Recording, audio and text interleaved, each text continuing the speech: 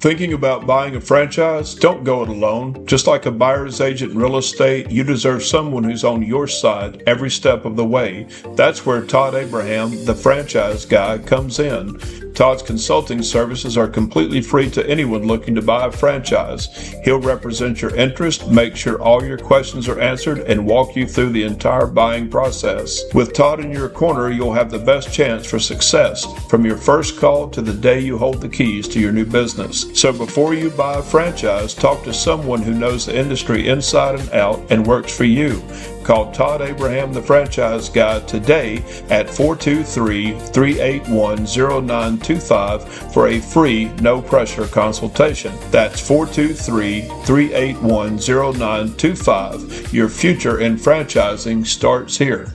All right, welcome back to the Franchise Marketing Systems Client Spotlight Podcast. Today we have Stan Glander on the line with us, and Stan is the founder and owner of Konos North Shore Restaurants, which is now, of course, a franchise.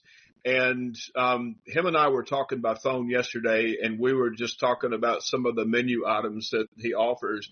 And I thought, man, I need to go to Hawaii and taste some of this food because I love food that is, has really good flavor and of course, original taste. So Stan, welcome to the show, brother. Aloha, and thank you for having me. Nice to be here. Yeah, and so, real quickly, we'll kind of jump right in. So you have 4 restaurants now. 3 of those are in Hawaii, and then your latest one, if I understood you correctly, is in Las Vegas. So tell us a little bit about the history of Konos North Shore, and then how you decided to branch from Hawaii all the way over to Las Vegas. Well, so yes. First of all, there are 4 on Hawaii, and there's 1 in Las Vegas. And so it all started really, I got bored running one and decided that I needed to do something else and started looking for a second location. Then I called my son, who did not live in Hawaii at the time, and said, hey, I need some help. Let's grow this thing. And he jumped on an airplane, came over, and we opened a couple more. And then, we went to Las Vegas because if you live in Hawaii, you know that Las Vegas is called the Ninth Island. There are so many Hawaiians in Vegas, they call it the Ninth Island, and that's how we ended up. Yeah. I mean, there's I think when I first came to Las Vegas, I had so many people from Hawaii contacting me. So of course, that's how we ended up there. It's all good stuff. That's great. So now you and I were talking by phone, I think it was yesterday, and you was telling me that you had a good number of years in the restaurant business not as an owner, but working in the business. But then you decided, hey, I want to own my own restaurant. So tell us about how that transitioned. Well, I did own a restaurant many years ago, and I got into the hotel business or the restaurant business strictly because it's the only industry that would allow me flexibility in schedule. So I just kind of ended up progressing through a family's restaurant, and then got into other food and beverage operations until I became a vice president of food and beverage for a hotel company, and kind of switched my focus out of the food and beverage end into hotel operations and became the COO of the company. After, 8-9 years of that, I felt like I missed the creativity of restaurants. So went back. I'm from Hawaii. Went back to Hawaii. Long story short, found a place that I liked and haven't stopped since. And I love restaurants. It allows you the creativity. It allows you the numbers aspect of it. It allows me to talk to people every day. It's a wonderful business. A lot of people say it's tough, but it can be tough. But I've always enjoyed it, so it's never been tough to me. Well, they say if you do what you love, you'll never work a day in your life. And but let me ask you this on a funny note: you're not like one of those like angry chefs that like throws pots and pans at your cooks and stuff, right? I am not, but I've been the recipient of a flying prime rib. Oh my God, that's hilarious. Yeah, my son and I, we like to watch Gordon Ramsay because, man, the guy has just got a God-given gift. But I mean, I could just imagine being on the receiving end of his criticism. You know, like, oh my God, I feel like I'm like this tall. So now Konos North Shore, tell us about the how you became a franchise and kind of what your ideal candidate would be for somebody to become a franchisee with your company. Yeah, so we're all about Hawaiian barbecue, and our biggest thing is Kalua pork, which is a pulled pork with Hawaiian seasoning. We have our own recipe. We've won awards for it, so that's what makes us great. And we've gotten many accolades, and that's why we decided to move to the Ninth Island. And so our ideal candidate, one of the things that we have that we call extra aloha. So, when you go to Hawaii, everybody always says, oh, everybody's so friendly and wonderful. And what we decided to do was take that a step further and make it extra aloha. So that's kind of our culture within the restaurant. So when you say who would make an ideal candidate, I would tell you someone that can understand the culture. Where we started as a family restaurant, we look at our restaurants now and talk to them as family in our weekly meetings. It's not formal. It's very informal. I don't have a problem, even though some people might not want to call the restaurant. I don't have a problem calling the manager and saying, "Hey, what happened here?" or "How are things going?" or "Hey, by the way, you guys had a fantastic day. Take $20 for everybody that's there. Give them an extra 20 in their tips and thank them." And so those are the things. The family orientation is the big thing I'm looking for. Second is we make everything from scratch. So we want someone that cares about quality. And I think for us, between the quality of the food and the quality of the service, which we call extra aloha, those are the two biggest things. Now, if I can find somebody with those characteristics that also has run a restaurant or can read a P&L or has some idea of how to run a business, even if it's not a restaurant, then bring them on. That's our person. That's great. So it sounds like you work hard to generate a really positive atmosphere for all your employees. Instead of throwing prime rib or pans, you're throwing 20s at them when you're having a good day. So that's great. That's great. In fact, on a side note, there was a server at a local restaurant I went to here in Tennessee, and she had been at another restaurant, which is closer to the one where she's working now. And the reason that she left the one that she was at, which has a good reputation for good food and everything, good service, is because the lady who was the manager of this particular restaurant was just really rude to her and even called her stupid. And I thought, Wow. why in this modern day and age? I mean, do you feel the need to put someone down? I mean, just normal correction, but I mean, to call someone stupid, I mean, because this young lady was a good waitress to me. And I thought, and I've been in restaurant management. I would never, ever say anything like that to my employees. So I think that's great that you've instilled that kind of positive, friendly work environment because, the old adage is, that your customer is the lifeblood of your business. I disagree with that. I say your employees are, because if your employees are happy, your customers are going to be happy. Well, so we have a saying in all of our training, and it goes, the customer isn't always right, but the customer is always the customer. So you got to treat them with respect, even if you disagree with them. You got to take care of them as much as you can. But I think from an employee standpoint, in this day and age, it's hard to get employees, let alone keep employees. So Right. if you want to run a profitable business, one of the best ways to do that is stop the turnover or Yes. lessen the turnover. They say that the average turnover in a restaurant annually is over 80%. If you can drop that down to 60% or 50%, the amount of training dollars you have to spend is significantly less. That's And of right. course, people try to get unemployment and all that stuff. Those all go to your payroll taxes. So there's a lot of different ways that treating people right saves you money. Well, yeah, and two, and the longer you keep your employees, especially in the restaurant business, the more your customers are going to get to love them, and they're going to get to know your customers. So it definitely makes good sense, even more so, like you said, in the restaurant business. So, how long have you been a franchise? And then tell us about like, do you have any particular cities in mind, just off the top of your head, where you think one of these would work great, other than where you are now? Yes. So we have gotten to the point in our business where we've finished all of our legal franchising requirements and have started to look for those people now, uh, for those potential franchisees now. The interesting part is we've been getting calls before we decided to become a franchise or a franchisor. And, they're people that have all been to our restaurants. And I think that's a very telling story for us.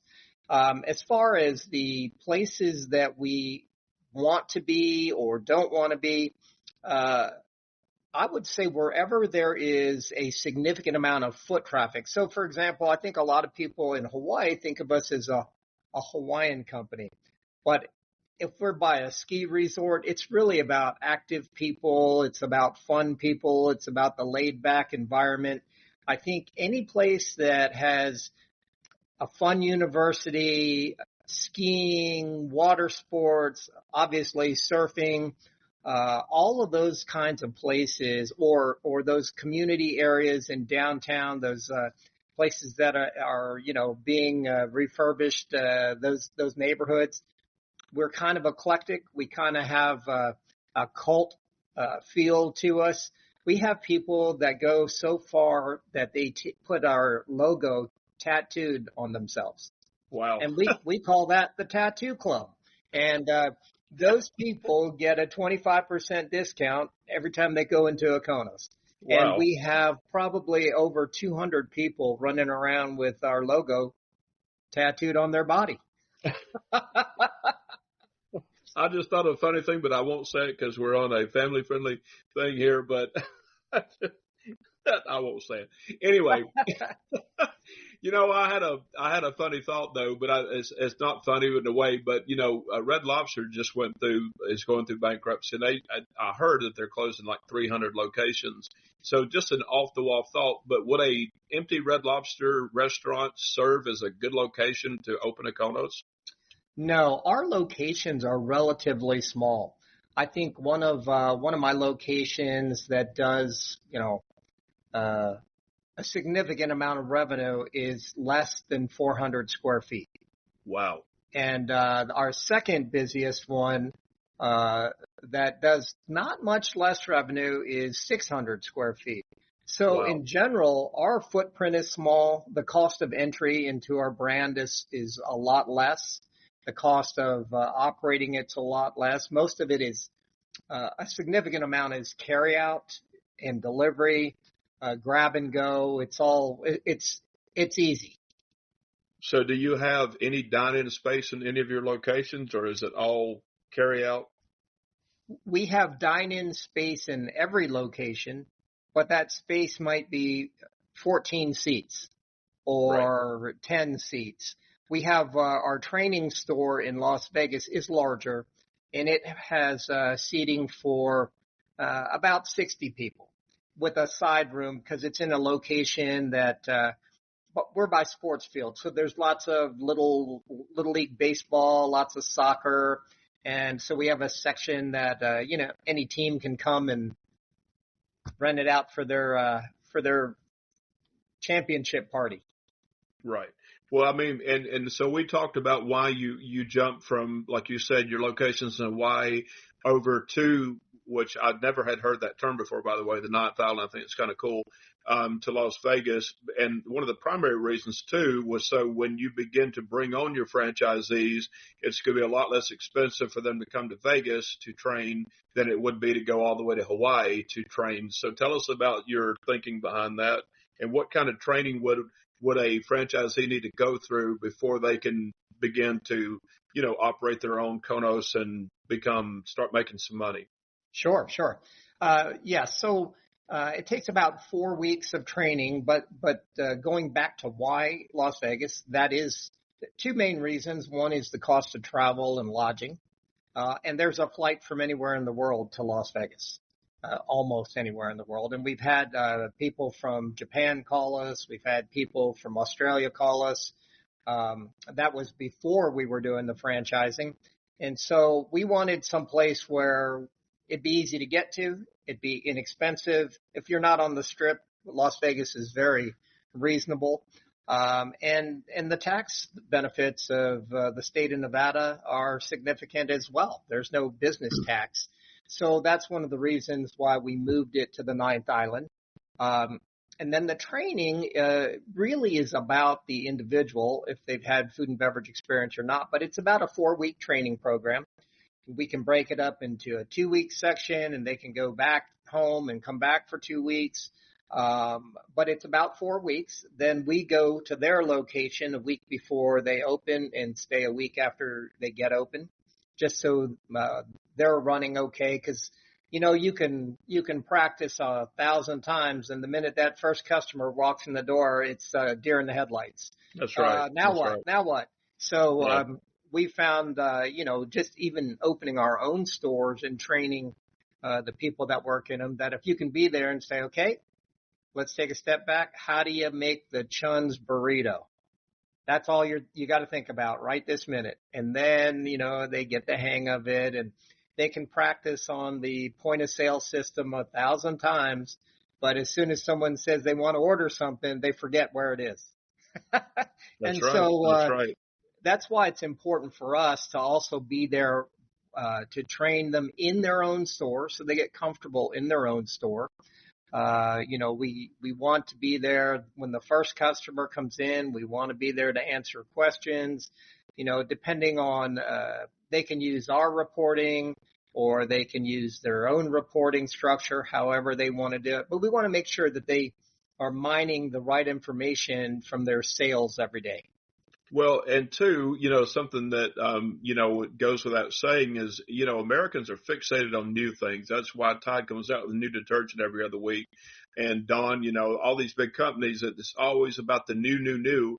And so, and you know this as well, when you open any kind of thing new, the popularity is always much more greater than after it's been there for 6 months. So by you being there, you're helping to keep your franchisees from being overwhelmed by all of That's right. that, insane instant traffic that they're getting. So That's correct. Also, I think the cultural aspect of the extra aloha is something that has to be nurtured constantly. And right. and if you're not Hawaiian or believe in that extra friendly service, it takes a little getting used to, because people go into restaurants all the time, and it's not necessarily about the food or about the service. The first thing they notice is the energy, and Right. and that's the extra aloha service that we want to teach our That's great. franchisees to have.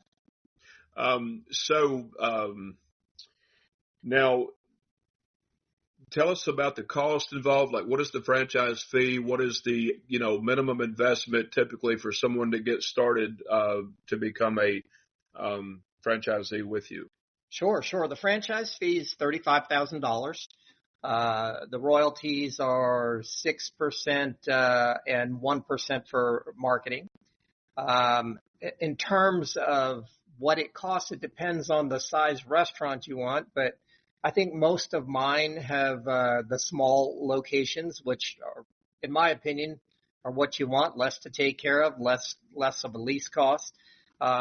Unless you're buying a location, I would say it's about $225,000 to be up and running, have some capital in the bank, have trained your staff, put food in it, equip your location. It's probably, I've done it for $120,000. So if you add 35 to that, you're at $160,000. So it can be done for $200,000 for sure.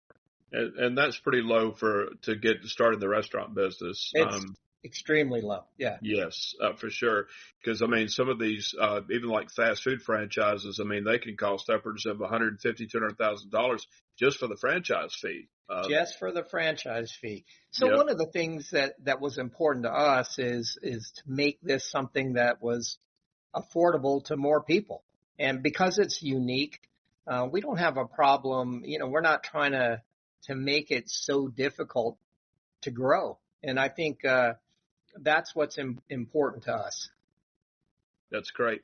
So now, after let's say someone comes in, they become a franchisee with you, they get open, and they're open for 3 months.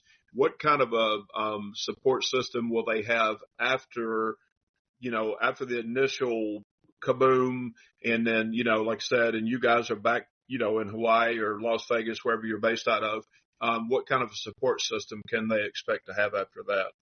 So they'll have at least three people that they can reach out to. One will be the director of franchise development, who has gone through the training himself.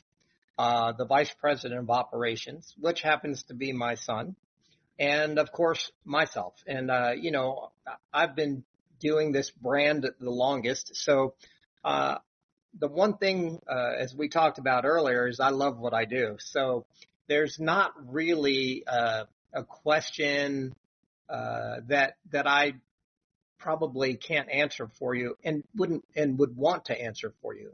I think for me, one of the things that I also like to do is coach people. So this takes care of two of my needs. It helps with the Konos development, and then I love making people successful. I mean, I think that's key. That's great.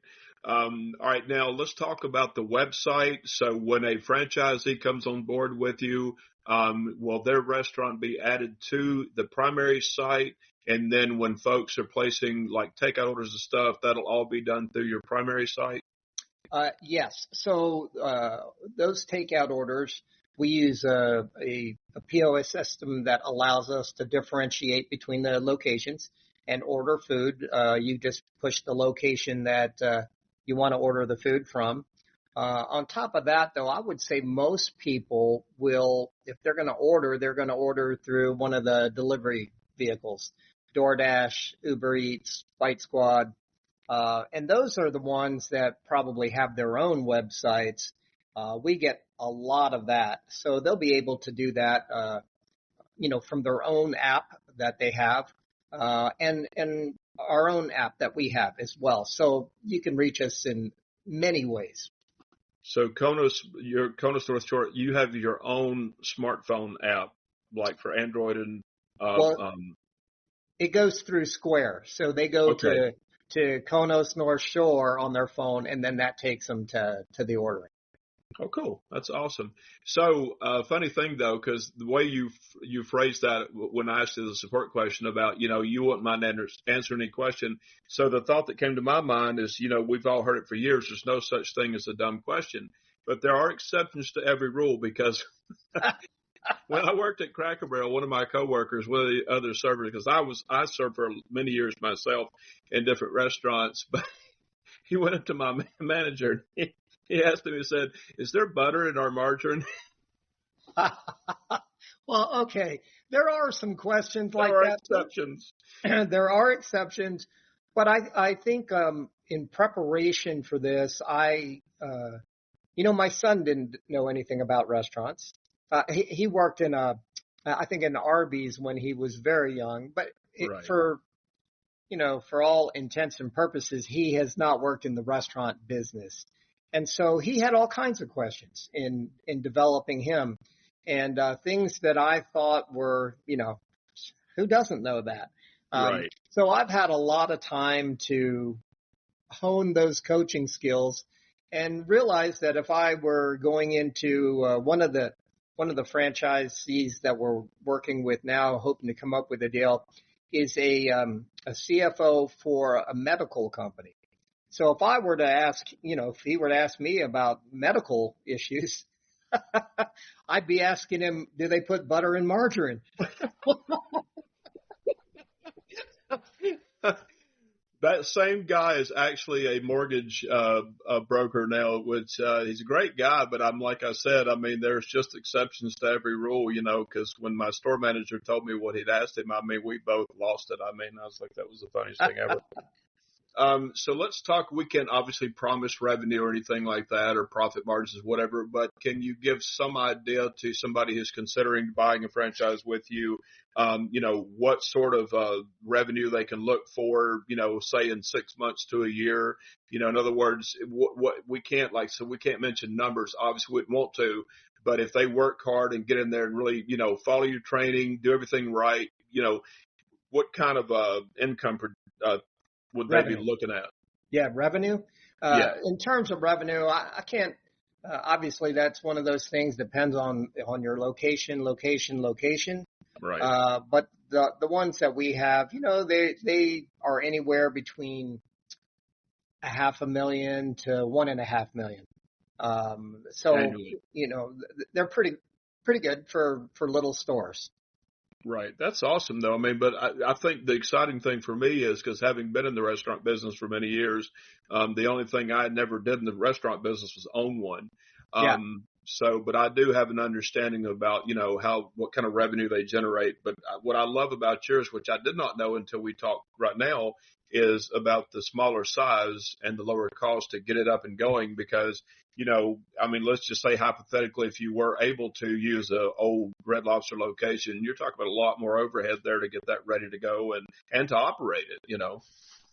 I think that's right. The other thing that we've learned is in the smaller space, your food is fresher because you don't have room to store it. Right. And so none of the operations that we have now have a walk-in.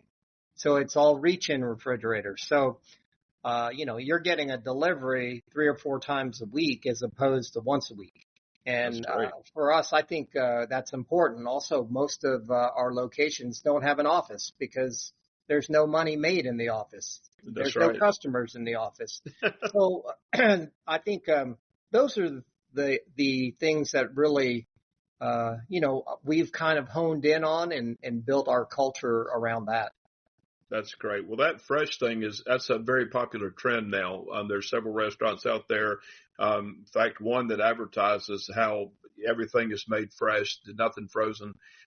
So you fall right in line with that trend. So that's really good. It's healthier too, I think, in the long run.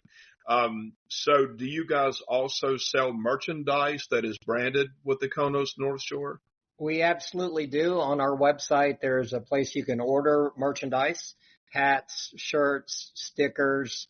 And then in each of the stores, there's some merchandise displayed as well, including gift cards, e-gift cards, coffee mugs, even in coffee. We sell coffee as well. That's awesome. That's good. Well, like I said, we're talking with Stan Glander. If I had to say your last name in a really cool way, I'd call you Stan G. Lander, but, that's just me. I have a very creative mind. But you're listening to Stan Glander. He is the founder and president of Konos North Shore Restaurants. They've got 4 locations in Hawaii. They've got their newest one in Las Vegas, which is also the location where if you become a franchisee with them, that is where you will train and learn the, Lord forgive me, the magic touch, the Konos touch. But everything's fresh. It's a smaller restaurant concept. So the cost to get started is much lower than most traditional restaurant startups. And you guys have how many years now of success with the business? Since we started growing, 8 years. Okay, that's great. And I have to say, Stan, I mean, you seem like a really nice guy, and I imagine your son's a lot like you. So I think anybody coming in as a franchisee will feel, just warm and welcome and like, hey, we're all part of the same team here. And, we're all here to help you succeed with us. So that's great. But I want to thank you, my friend. If someone is interested in becoming a franchisee with you, do you want to give your direct contact information so they can reach out to you? Sure. You can email me at stang, that's STANG, at konosnorthshore.com. And Konos North Shore is all one word, so stang at konosnorthshore.com. or you can go on to Konos International, which is our franchise site. And there's ways to contact us there, and that's konosinternational.com. That's all you got to do, and I'll reach out to you. That's great. That's awesome. Well, you're listening to the Franchise Marketing Systems Client Spotlight podcast. And as we get ready to close here, Stan, tell us about your experience with franchise marketing systems. Yeah, so I will tell you that, first of all, Chris Connor has been so helpful in never afraid to answer his phone. He's been very helpful. He would be the kind of person that I would want people to think of me as. They've as I'm trying to grow my business into something that they're doing already, he's always there to say, hey, try this company. This is who we use, and you might like that. Or, hey, I see that your FDD is, going to expire soon. Would you like us to help you renew it? He's he's just helpful. He's a good person. He's pleasant to talk to. If you're thinking about getting a franchise, and I'm thinking about doing another concept, I will go right to him. Yeah, they and franchise marketing systems, just so you know, they do everything for you. Whereas, and I'm not putting down a franchise attorney, but a franchise attorney would only do what's called your franchise disclosure document, which is what you have to have in order to sell a franchise in all 50 states. But franchise marketing systems, they do your FDD, your business plan, your marketing plan, your LLC, your trademark, your franchise information page for your potential franchisees, your operations manual, which I thought that was amazing. And then once they get everything done, then they help you sell your franchises. And now, even though Franchise Radio is not a part of franchise marketing systems technically, this is just another form of great publicity that they offer for their awesome clients like yourself. So it's just a fun company to work with, and they work so well together. And everybody there, just to go back to your point about asking questions, in my experience, and like you just said, nobody in franchise marketing systems, I've never asked them a question that they didn't seem just more than happy to answer that question as though, you didn't know anything. I mean, in other words, they didn't treat you like you said, oh, you should have known that. No, they answered as though, like you're coming into this as a child. And I think it's great. But yep. Good Most news. Definitely. Well, Stan, thanks so much for your time, buddy. We've had a lot of fun here, and I'm excited about your concept. I think it's a very turnkey concept for the restaurant business, especially in a time now where everything seems to be so expensive inflation-wise. The other thing I was going to say in closing is that your overhead, as far as utilities and everything for your locations, for your franchisees, should be much less than the traditional restaurant. Absolutely. Much less. Yep. And I think, not being able to discuss numbers, but it makes for a profitable business. Yes, sir.